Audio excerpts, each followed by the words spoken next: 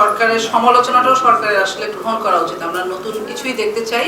ভোক্তা বা উৎপাদক এই দুইয়ের মাঝখানে যারা থাকে তাদেরকে আসলে কারা নিয়ন্ত্রণ করে। আমরা অনেক সময় বাজারে দেখি যে দামের একটা চার্ট ঝুলানো থাকে, সেটা সবসময় আসলে কার্যকরী হয় না।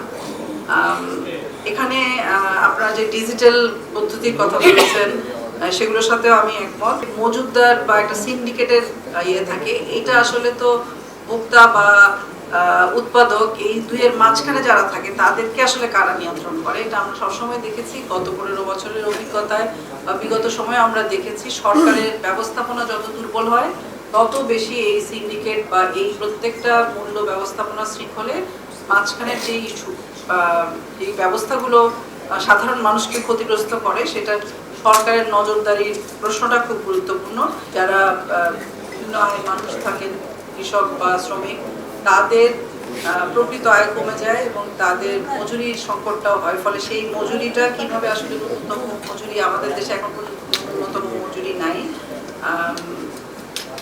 সেখানে সামাজিক সুরক্ষাটা কিভাবে দেওয়া হবে এবং কৃষির ক্ষেত্রেও যখন এই ধরনের সংকটগুলো আসে কিভাবে সহজ ঋণ দেওয়া যায় কৃষকদেরকে, এবং সেখানে সমবায় ব্যবস্থার কথা বলা হয়েছে। যখন কৃষক একলা উৎপাদন করে আর যখন যৌথভাবে উৎপাদন করে তখন সেটার মধ্যে একটা বড় ফারাক তৈরি হয়।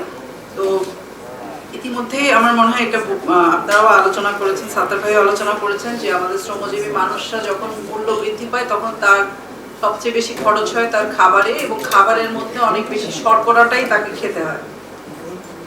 তো এই জায়গায় আপনারা যে প্রস্তাবনাগুলো দিয়েছেন সেই প্রস্তাবনাগুলোর সাথে আমি একমত, এবং আমি যেটা বিশেষভাবে মনে করি সরকারের যে ব্যবস্থাপনা সেটাকে জোরদার করা দরকার। এবং আমরা একটা গণঅভ্যুত্থানের মধ্যে দিয়ে একটা গণতান্ত্রিক সরকার পেয়েছি। আজকে আমরা এখানে যে বাজার ব্যবস্থার সাথে আলাপ করছি সেটার সাথে আমাদের যারা প্রাণ হারিয়েছে তাদের বড় অংশই কিন্তু শ্রমিক মেহনতি মানুষ ছিল। ফলে তাদের প্রতিও একটা অঙ্গীকার এই সরকারের অবশ্যই নিশ্চয়ই থাকবে, এবং সরকার যাতে তার ব্যবস্থাপনাটা, এই খাদ্য ব্যবস্থাপনাটা একটা জবাবদিহিতামূলক স্বচ্ছ জায়গায় রাখে, সে কারণে সরকারকেও জবাবদিহিতার মধ্যে রাখাটা জনগণেরও আমার মনে হয় একটা খুব জরুরি কাজ।